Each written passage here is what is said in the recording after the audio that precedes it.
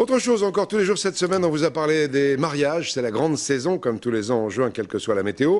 Aujourd'hui, gros plan sur les photographes et les photographies de mariage. C'est le souvenir qui restera toute sa vie. Dans le Maine-et-Loire, Jean-Philippe Helm et Emmanuel Sarr.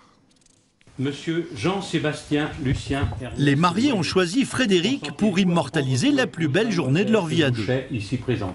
Oui, au nom de la loi, je déclare... Mais même lorsqu'on est payé pour, il n'est pas facile de saisir les instants les plus forts. Oui, 2 secondes, je fais une photo, je m'en vais. Car chacun veut son propre cliché.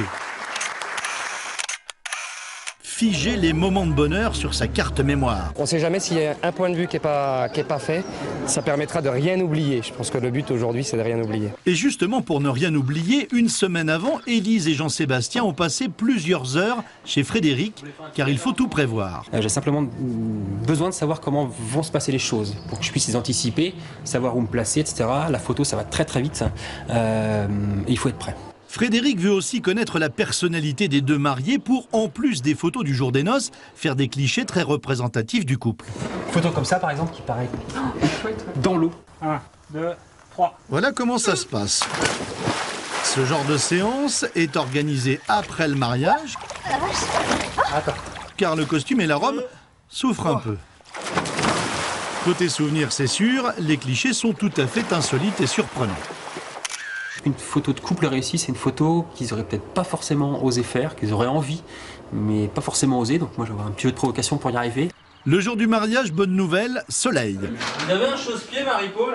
Pour le photographe, c'est un véritable marathon. Il faut suivre chaque seconde de la montée en pression avant les oui. L'habillage de lui, puis d'elle. Il faut se faire oublier autant que possible. Non. Des fois, bon, c'est vrai que je cherche un petit peu où il est pour voir un petit peu, pour savoir en avant-première les photos qu'il peut prendre. Ah, il y a les expressions qui sont toujours très intéressantes, les gestes, les doigts, des moments de contre-jour qui vont mettre en valeur la mariée. Et au moment de passer les alliances à l'église, tout s'est déroulé comme prévu. Frédéric n'était pas seul, mais les photos sont parfaites.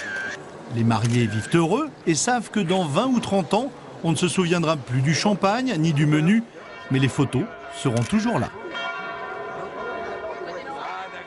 Et on ne leur souhaite que du bonheur.